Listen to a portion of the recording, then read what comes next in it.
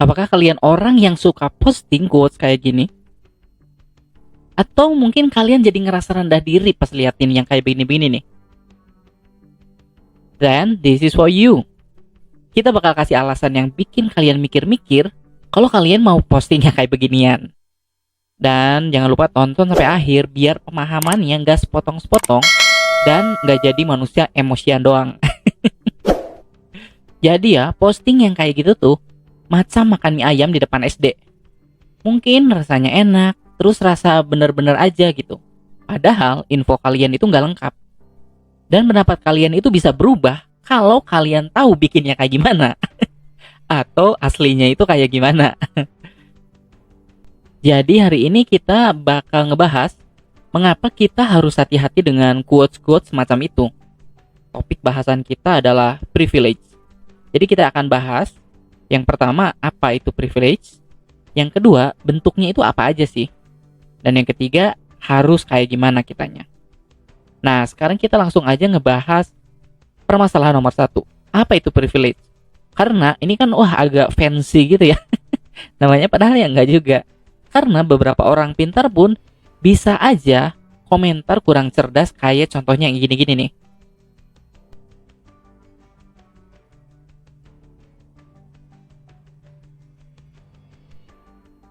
Saya yakin mereka kayak gitu bukan karena mereka goblok atau karena mereka jahat.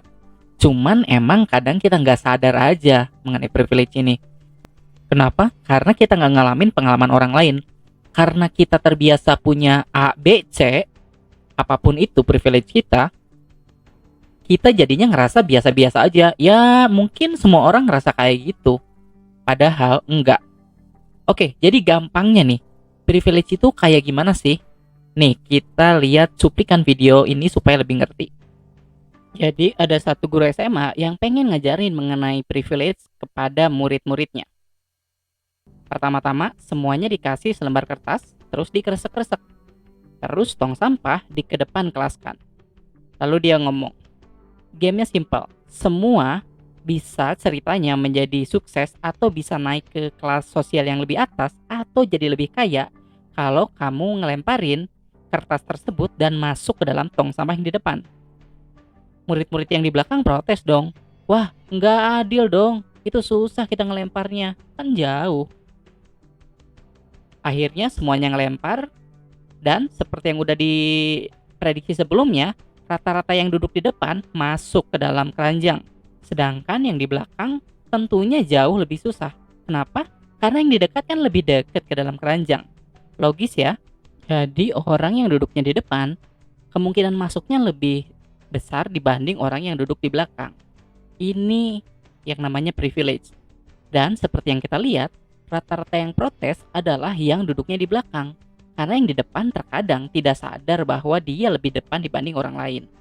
Jadi semakin di depan kamu duduknya, artinya privilege kamu lebih banyak dibanding privilege orang lain.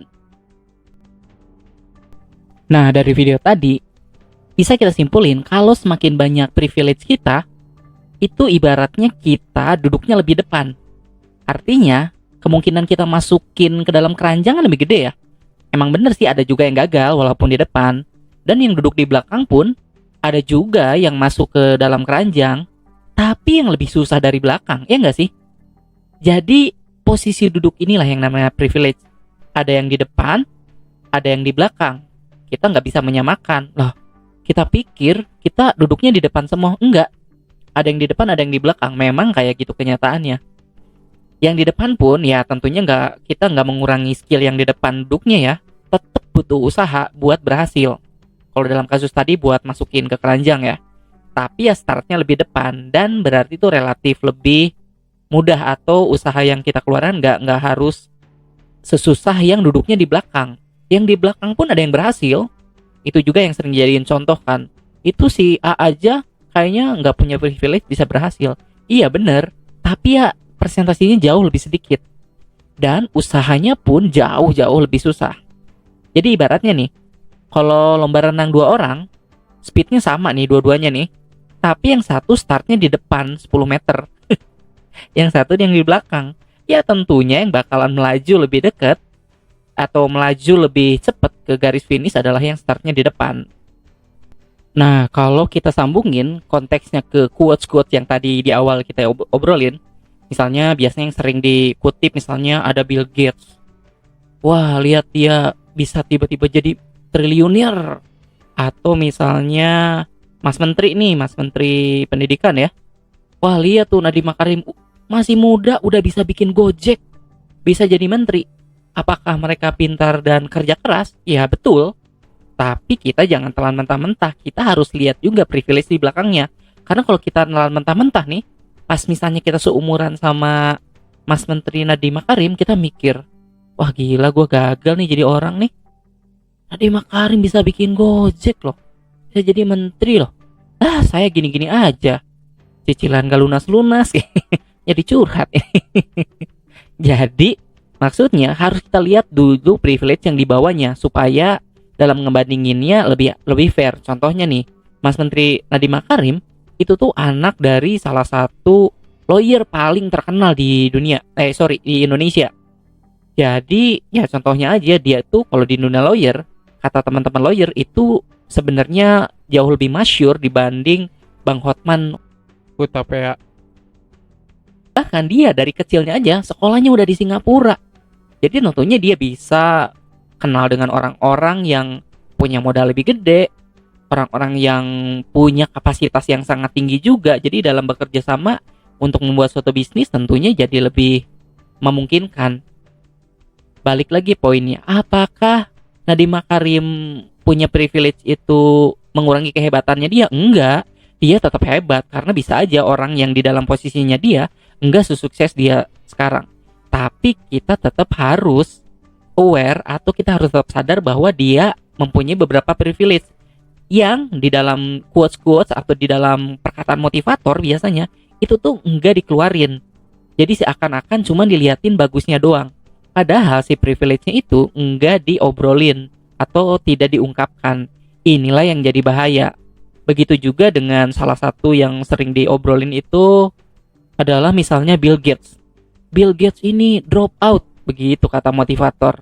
Bener sih, bener, itu nggak bohong sama sekali. Tapi dia itu drop out dari Harvard, man. Kita daftar ke Harvard, belum tentu kita masuk. Wah, itu udah susah banget. Jadi ketika dia sekolah di Harvard pun awalnya walaupun drop out, itu udah privilege sangat gede buat dia. Berarti dia hidup di kalangan menengah dan juga di US yang iklim investasinya memang jauh lebih oke. Dan kalau kita pikir-pikir ya, tahun 70-80-an dia itu udah bisa komputer, udah bisa coding dan lain-lain. Lah kita tahun 2000-an aja dulu masih banyak yang belum punya komputer. Nah, dia tahun 80-an udah punya. Itu kan privilege yang sangat gede. Tapi lagi-lagi itu nggak mengurangi kehebatannya dia. Cuman kita harus lebih ngelihat konteksnya. Itu sih salah satu poin yang pengen disampaikan dari sini. Jadi poin yang ingin disampaikan adalah pertama kita harus ngakuin privilege kita masing-masing. Jadi kalaupun ada yang belum aware mengenai privilege ini bukan karena jahat ya, tapi karena emang kita selalu berada di posisi itu. Jadi kita pun nggak nyadar bahwa ternyata privilege orang itu nggak sama kayak kita. Dan privilege kita itu beda-beda. Ibaratnya nih, karena kita terbiasa dapat listrik 24 jam, itu kan kayak udah ya wajar ya listrik emang 24 jam gitu. Pas mati lampu setengah jam, wah maki-maki tuh kita karena kita nggak bisa nonton drakor. Misalnya kayak gitu ya, wah di sosmed rame. Padahal ada orang yang seneng banget ketika di daerahnya dapat giliran jatah lampu buat nyala. Walaupun cuma beberapa jam doang.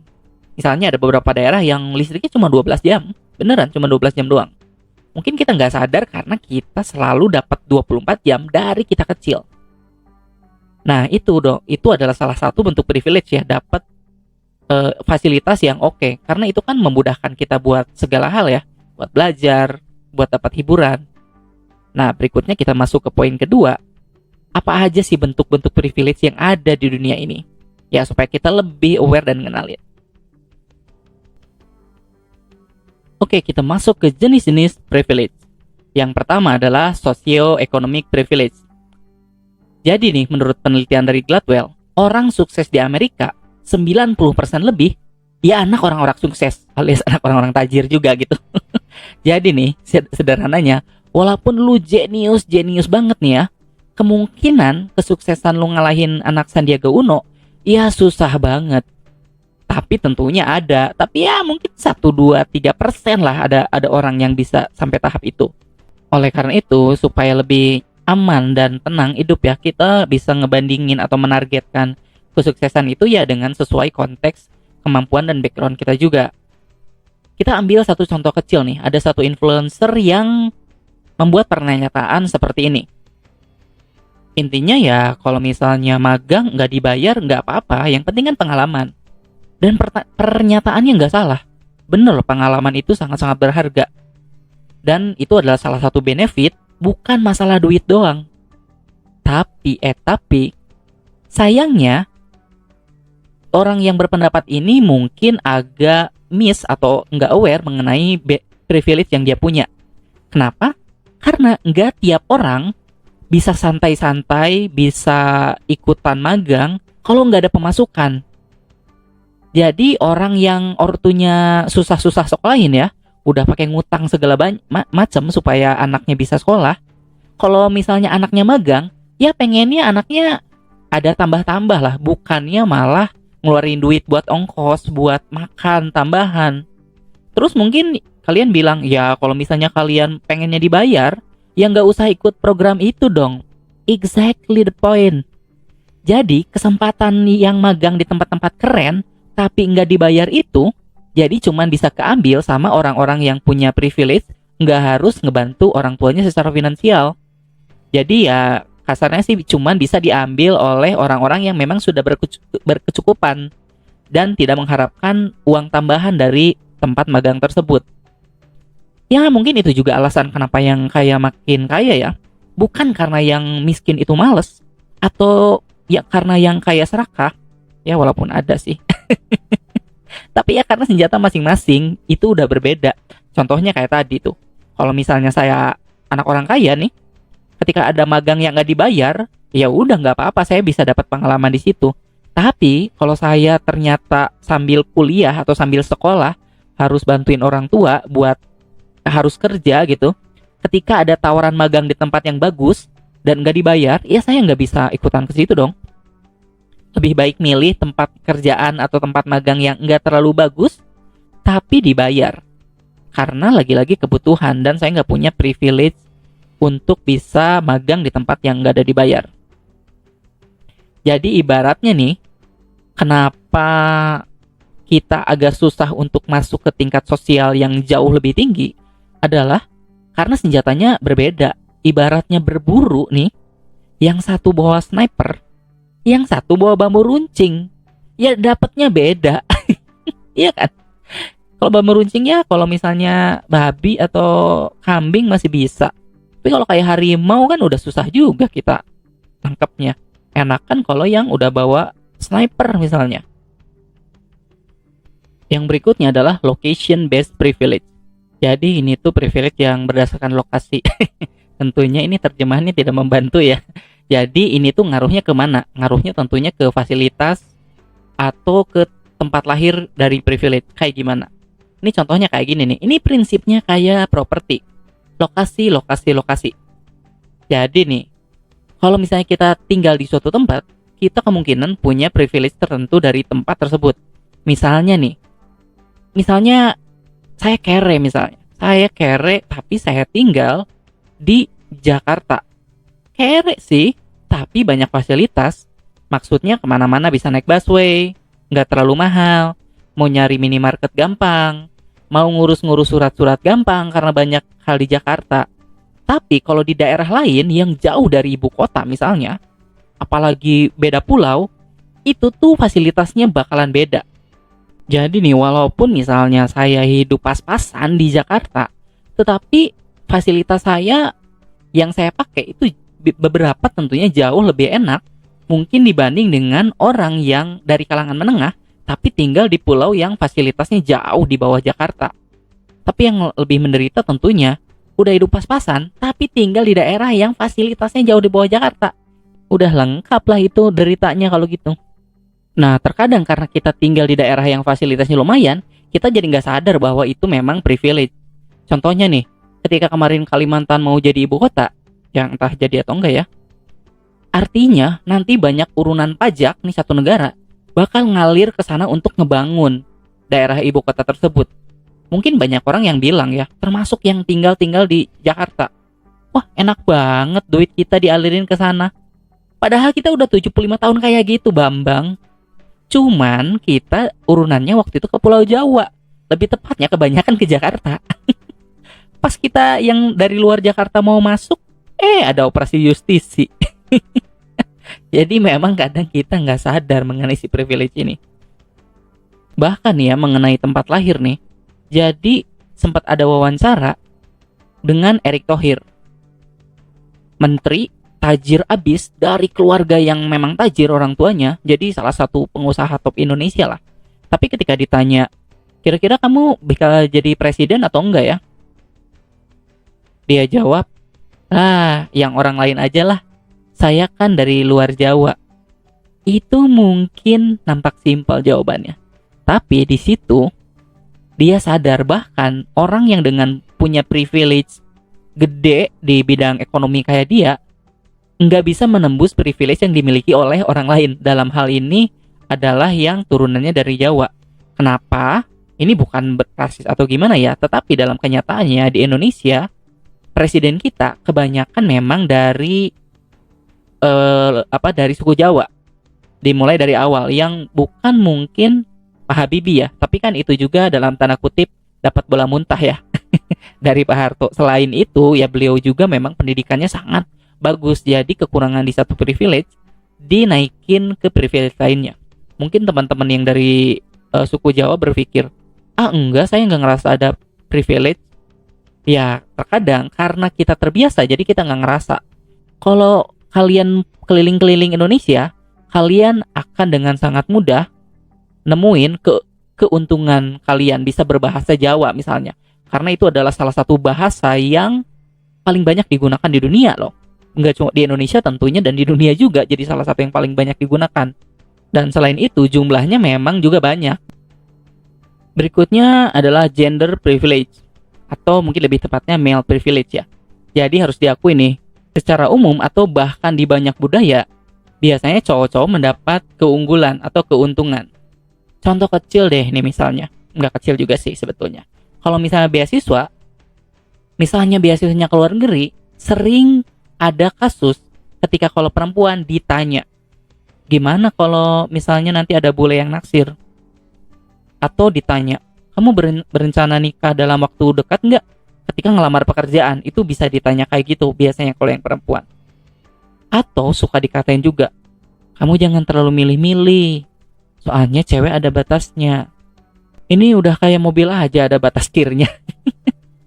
Dan terkadang kita cowok-cowok itu nggak ngerasa atau nggak nyadar mengenai hal tersebut yang terjadi. Saya pun baru sadar ketika misalnya ada rekan perempuan yang ketika ngobrol, oh ternyata kalian ngalamin itu ya. Kita nggak sadar karena terkadang kita nggak ngalamin hal tersebut. Yang berikutnya adalah heterosexual privilege. Ini nih, kalau ini contohnya, kalau yang heteroseksual, ya dia bisa gandengan dengan pasangannya dengan santai di mall, di sekolah, atau di jalan. Tapi buat yang homoseksual misalnya, tentunya mereka akan sangat sulit atau segan untuk melakukan hal itu. Kenapa? Karena secara umum masyarakat belum bisa menerima mengenai orientasi seksual mereka. Jadi bakal diliatin atau mungkin diomongin kalau misalnya mereka pegangan tangan dengan pasangannya di tempat umum. Lalu yang berikutnya adalah able body privilege. Jadi buat teman-teman yang disabilitas, tentunya akan banyak sekali privilege yang tidak bisa mereka dapatkan. Apalagi di banyak negara berkembang, misalnya Indonesia. Nggak usah jauh-jauh deh. Pas kita mau beli gorengan nih di depan komplek atau di depan kosan, itu kan banyak banget gorong-gorong kebuka ya. Jadi kalau misalnya kita pakai kursi roda, kita bakalan agak susah tuh untuk ngebelinya. But seriously, itu gorong-gorong yang ngebuka-buka itu apaan sih sebetulnya? Itu banyak banget soalnya di mana-mana dan di semua kota. Yang berikutnya adalah religious privilege. Nah, ini kan masalah kepercayaan nih. Dan memang terkadang agak susah untuk berpikir objektif mengenai kepercayaan kita sendiri. Contoh kecil deh. Pernah ngitung nggak sih, libur agama kita dibanding dengan agama lain, kira-kira banyakan mana? Atau mungkin kalian ngerasa wajar aja? Banyak yang pakai alasan, ya wajar lah, soalnya proses kita kan panjang ya. Belum lagi kita mudik. Lah, orang lain emang kalau misalnya lagi hari raya, dia nggak pengen mudik ke kampungnya. Ya dia pengen juga dong. Terus satu lagi misalnya, ketika satu agama ngediriin tempat ibadah, itu tuh gampang aja, langsung aja berdiri gitu. Kalau yang lainnya, ribet izinnya. Dan kadang di demo sama ormas, yang kadang bukan dari daerah situ juga ormasnya. Padahal nih, kalau urusan THR, biasanya ormas-ormas itu paling rajin ngedatangin. Nggak lihat agamanya apa padahal. Jadi semua diperlakukan dengan sama kalau THR. Disclaimer, saya tidak merendahkan agama apapun. Mohon jangan dipersekusi dan jangan didemo. Dan please saya nggak nyalon dan tidak terafiliasi politik apapun. Harus disclaimer bro, kalau zaman sekarang apa-apa. Lagi-lagi terkadang karena kita sudah terbiasa dan karena kita jumlahnya banyak misalnya, itu jadi nggak kerasa bahwa itu adalah privilege. Kadang-kadang bisa bilang juga, ya emang udah dari dulu kayak gitu ya. Ya udah dilakuin dari dulu belum tentu bener Bambang. Sekarang kita lanjut ke yang berikutnya adalah beauty privilege. Jadi secara umum, orang yang dipandang oleh society mengikuti standar norma kecakapan tertentu, karena beda-beda ya di tiap culture dan di tiap waktu biasanya beda. Cuman kalau ada orang yang dipandang lebih cakep, lebih cantik, itu mereka biasanya mendapatkan lebih banyak benefit. Contohnya nih, Jeffrey Nicole sama Andika kangen band, kena narkoba. Perlakuannya kayak gimana dari netizen? Jujur aja deh, jujur aja. Tapi ya sering kita ngelakuin pembenaran kayak, ya tapi kan Jeffrey nggak lihat cakepnya, tapi dia itu baik, dia itu ngelakuin bla bla bla, berbakat, jago acting. Mungkin iya. Jadi nggak dipungkiri mungkin iya. Tapi ngaku aja deh kalau memang ada faktor cakepnya, nggak apa-apa kok. Karena itu memang sesuatu yang terjadi di society. Contohnya nih, ada video Donald Trump yang ya presiden yang satu ini memang rada-rada belak-belakan kalau ngomong mengenai sesuatu. Dia sempat ngomong kayak gini. We could say politically correct that the look doesn't matter, but the look obviously matters. Like you wouldn't have your job if you weren't beautiful. What the hell banget kan? Oke, kita lanjut ke yang berikutnya. Ini adalah age privilege.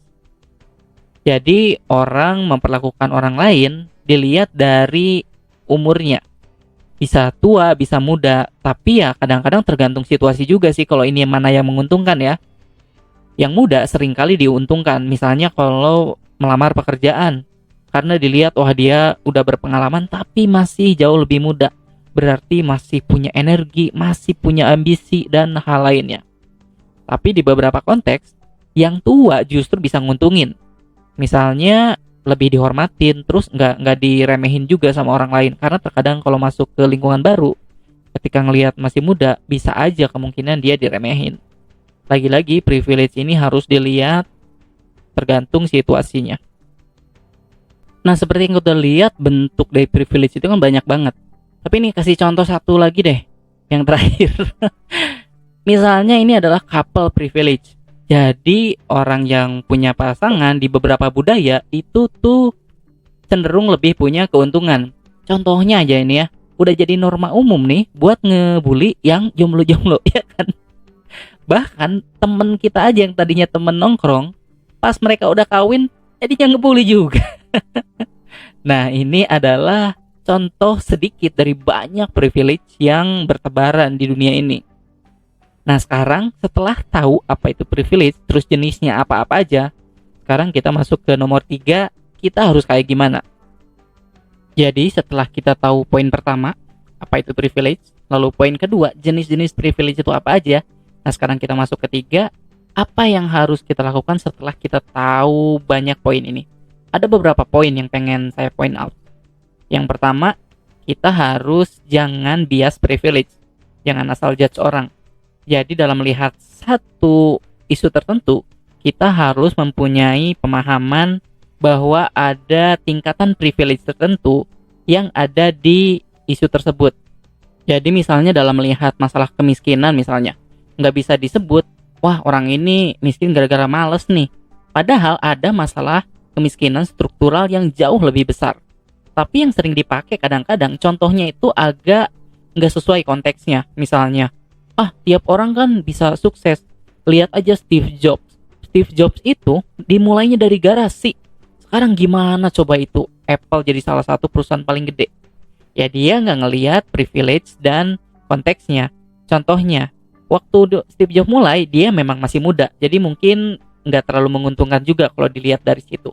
Tapi yang banyak nggak diceritakan nih, misalnya dia itu sebetulnya diadopsi oleh dokter. Jadi minimal dia sebetulnya ada di kalangan menengah. Bahkan mungkin kalangan menengah ke atas. Zaman dulu aja dia udah bisa ngulik mengenai komputer. Lalu jangan lupa dia juga berada di negara yang memang sangat mendukung agar orang-orang bisa jadi pengusaha. Jadi bisa aja waktu itu mungkin ada yang lebih pintar dan jago daripada si Jobs. Cuman mungkin orang tersebut nggak bisa seenaknya ngambil resiko untuk bikin perusahaan baru misalnya. Kenapa? Mungkin karena dia nggak punya dana cadangan, atau mungkin orang tuanya pun nggak bisa minjemin bahkan garasi doang untuk dipakai buat bisnisnya. Ya itu cuman contohnya aja. Tapi tentunya ini nggak menghilangkan kepintaran dan juga kerja keras dari Jobs sendiri. Cuman memang kita harus sadar dia startnya memang lebih awal dibanding yang lain. Tapi sering juga ada yang bilang, ada juga tuh yang punya privilege tapi nggak berhasil. Ada juga yang privilege-nya dikit tapi berhasil. Contohnya misalnya Andika Kangen Band ya, Babang Tampan. Tapi ya masing-masing orang itu memang ada yang punya privilege di hal tertentu tapi dia kurang di hal yang lain. Contohnya nih, kita lihat Babang Tampan. Dia memang underprivileged kalau dilihat dari tingkat ekonomi misalnya. Tapi dia punya privilege lain, contohnya dia cowok. By the way, ini ngaruh ya kalau di Indonesia. Karena misalnya dia perempuan, kemungkinan dia diizinkan untuk fokus ke dunia tarik suara misalnya bakal jauh lebih kecil. Bisa aja tiba-tiba dia dipaksa nikah gitu. Kan masih sering ada ya di Indonesia yang kayak gitu. Lalu berikutnya privilege dia bisa nyanyi. Ini kontroversial sih. Tapi ya dia bisa lah ya kalau menurut saya dibanding saya gitu. Lalu berikutnya minimal dia bergaul dengan teman-teman bandnya yang bisa mengoperasikan alat-alat musik. Jadi untuk dari lokasi misalnya, dia memang underprivileged ya kalau dilihat dibandingkan dengan fasilitas yang ada di Pulau Jawa. Tapi dia kan tinggalnya di Lampung kalau nggak salah. Itu kan relatif tidak terlalu jauh ke pusat kota, misalnya Jakarta. Buktinya dia bisa menyewa alat-alat band untuk latihan alat band. Saya yakin ada daerah lain yang jauh lebih susah untuk mempunyai akses ke alat-alat musik tersebut. Jadi seperti yang kita tahu, tiap orang memang ada punya privilege di bidang tertentu, tapi juga tidak punya privilege di bidang yang lain. Jadi kita memang harus seimbang. Ngelihat orang nggak bisa kita cuma ngelihat, wah dia privilege-nya bagus nih. Padahal tentunya dia juga ada mempunyai kekurangan di bidang lainnya. Nah, poin kedua adalah, untuk kita yang mempunyai privilege lebih, jangan juga ngerasa bersalah gara-gara hal itu. Lalu jangan pula menjadi defensif mengenai hal itu. Jangan defensif dengan berkata seakan-akan semua yang kita dapatkan atau semua kesuksesan kita itu kita dapatkan tanpa bantuan atau tanpa memanfaatkan privilege tersebut. Karena ya nggak masuk akal juga kalau kayak gitu. Jadi kita tahu mengenai konsep privilege ini bukan untuk menihilkan kesuksesan seseorang. Jadi yang sukses ya kita harus kasih kredit juga, itu berkat usahanya dia juga. Tapi kita bisa melihat sesuatu lebih proporsional dan sesuai dengan realitas. Lagi pula terkadang ada repot-repotnya juga sih. Contohnya nih kalau tim bola itu kayak Persija. Zaman dulu tuh berhubung tim bola itu dibiayai oleh APBD atau pakai uang daerah. Daerah mana kira-kira yang duitnya paling gede? Iya, daerah ibu kota, Persija. Karena kan duitnya paling gede ya. Keuntungannya, jadi dulu pemain-pemain hebat di daerah itu pengen main di Persija. Ya karena duitnya lebih gede ya, terus ya dekat juga ke kota gitu, ke ibu kota. Tapi ada kerugiannya juga. Pemain lokal saingannya jadi lebih banyak, jadi lebih susah bergerak. Kasih contoh kecil. Siapa coba legenda Persija yang dari Jakarta? Legenda Persija yang saya tahu sih Bambang Pamungkas ya, maaf nih kalau salah. Dan itu pun kayaknya Bambang Pamungkas bukan dari Jakarta. Tapi coba contoh legenda dari PSMS Medan. Ada Ansari Lubis, ada Mahyadi Panggabean, dan juga banyak putra daerah lainnya. Lalu legenda Bandung, ada Atep, ya dari namanya aja udah Persi banget ya. Ada Ruby Darwis, dan juga banyak pemain lainnya. Tapi no, ini bukan kesukuan atau kayak gimana. Tapi kalian juga tahu kan betapa bangganya Gary Neville ketika dia membela MU misalnya. Atau Kara yang bangga untuk membela Liverpool, atau Iniesta yang sangat bangga sekali dia bisa menjadi salah satu dari skuad impiannya Barcelona. Yang ketiga yang bisa kita lakuin adalah kalau kita punya privilege tertentu, ya manfaatin privilege tersebut sebaik mungkin, dan kalau bisa pakai untuk menolong orang yang memang privilege-nya agak kurang gitu. Kita harus speak up dan ngebela orang yang privilege-nya nggak terlalu banyak, tapi ya susah bela diri juga. Tapi ya, kalau misalnya belum bisa bantu, ya minimal jangan nyusahin yang underprivileged deh. Minimal banget jangan ngatain lah minimal. Karena terkadang kita suka ngomong apa yang kita nggak tahu. Contohnya nih, pernah ada yang menyangka bahwa beasiswa, misalnya beasiswa RPDP gitu ya, nggak adil tuh. Karena ada beberapa daerah yang dapat keistimewaan tertentu, semacam afirmasi gitu untuk daerah-daerah di 3T. Mungkin yang ngerasa itu nggak adil berpikir, lah saya juga bukan orang kaya walaupun nggak tinggal di daerah tersebut. Oke lah, saya tinggal di kota yang lumayan besar, tapi saya juga dibesarkan sama single parents juga. Jadi kayaknya nggak fair kalau ada keistimewaan buat mereka itu. Nah, setelah paham mengenai privilege ini, tentunya mudah-mudahan kita bisa lebih paham mengenai hal-hal seperti ini. Misalnya ya, oke lah, kita juga nggak kaya-kaya juga tapi tinggal di daerah yang lebih kota. Tapi kan fasilitas kita lebih banyak dan lebih enak ya. Internet jauh lebih lancar, listrik pun hampir 24 jam, lalu kemana-mana deket, transportasi juga banyak. Jadi kita harus ngelihat hal tersebut sebagai privilege kita. Nah, poin terakhir adalah kalau udah sadar semua hal tersebut, kita sebisa mungkin jangan menghakimi dan membandingkan hidup orang. Kenapa? Ya, walaupun ada dua orang yang nampak-nampak mirip, misalnya dua-duanya sama-sama kuliah. Kok yang satu kayaknya wah banget prestasinya nih, yang satu biasa aja. Itu belum tentu karena skill atau kemauan yang satu itu jauh lebih rendah. Kan gak fair ya. Kita ngebandingin orang yang pulang sekolah bisa les ABC, les bahasa Inggris, matematika, apapun itu, dengan orang yang dia sekolah sih, tapi ketika pulang sekolah ya dia harus jualan bantu orang tuanya. Kan nyambung ke urusan asmara juga sama. Contohnya saya nih, saya pengen banget punya pasangan Ladia Sheryl. Tapi ya saya nggak terlalu ngejudge terlalu kasar terhadap diri saya. Karena boro-boro jadi pacar, ngedeketinnya aja agak susah. Bukan karena mbaknya sombong atau gimana. Tapi ya, ini kan beda tempat main kita ini. Dan mungkin beda status sosial juga. Beda kepintaran juga. Beda lokasi dan banyak beda-beda lainnya. Ibarat yang lempar-lempar tadi tuh, saya ngelemparnya itu dari luar kelas. Akhir kata, mudah-mudahan setelah ini kita bisa lebih nyadar akan keberadaan makhluk yang namanya privilege ini. Karena sadar dan paham akan hal ini adalah awal yang baik untuk memperbaiki banyak masalah tentang ketidakadilan di society ini. Devil Avocado out. Cheers.